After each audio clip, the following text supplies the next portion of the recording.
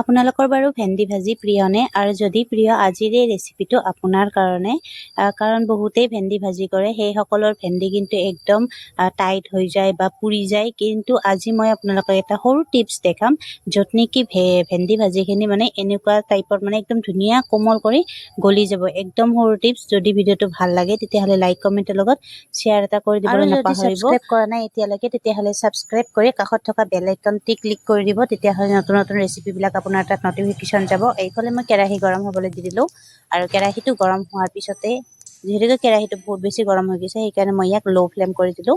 আৰু ল' ফ্লেম কৰাৰ পিছত এইফালে মই কাটি ৰাখিছিলোঁ দুটা জলকীয়া, তাৰপিছত দি দিলোঁ মই জিৰা,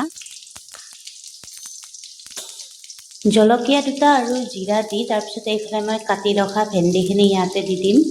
আৰু মই গেছটো একদম ল' ফ্লেম কৰি ৰাখিছোঁ।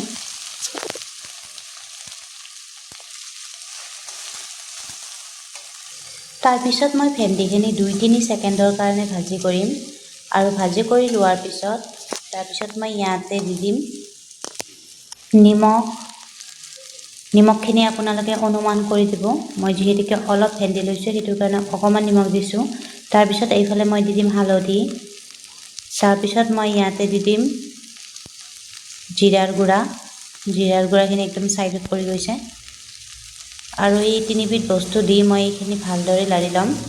আৰু একদম জিৰা গুড়াখিনি চাওকচোন খন্তি পাততে পৰি গৈছে। তাৰপিছত মই এইখিনি অলপ টাইমৰ কাৰণে ভালদৰে ভাজি ল'ম।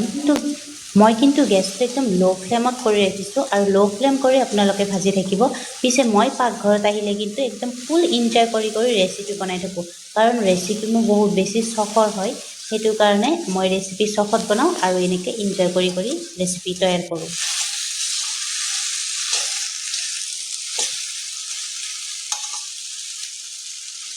मैं दीवानी हो न जाऊं, तेरी बातों में खो न जाऊं, मुझको तो अच्छी लगती है तेरी हर नादानी, मुझको तो अच्छी लगती है तेरी हर नादानी, सबसे प्यारा मेरा यारा राजा हिंदुस्तानी।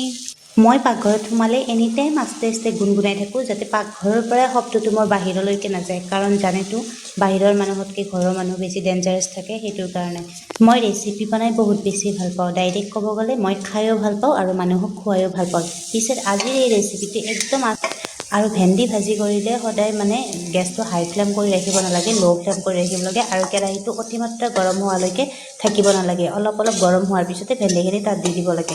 আৰু এনেকুৱাকৈ শেষত যেতিয়া ভেন্দি ভাজিখিনি হৈ গৈছে, তাৰপিছত চাওক মই এনেকুৱাকৈ থৈ দিছোঁ মানে ছাইড কৰি। এতিয়া ইয়াৰ পৰা গোটেইখিনি তেল ওলাই যাব, আৰু তাৰপিছত মই এইখন কাঁহীত এখনত ৰেডি কৰি ল'ম। যদি আপুনি ভেন্দি ভাজি ভাল পায় তেতিয়াহ'লে এই পদ্ধতিটো একবাৰ নিশ্চয় ট্ৰাই কৰি চাব। একদম হালকা ল' ফ্লেমত ভাজি চাব, নিশ্চয় ভাল পাব।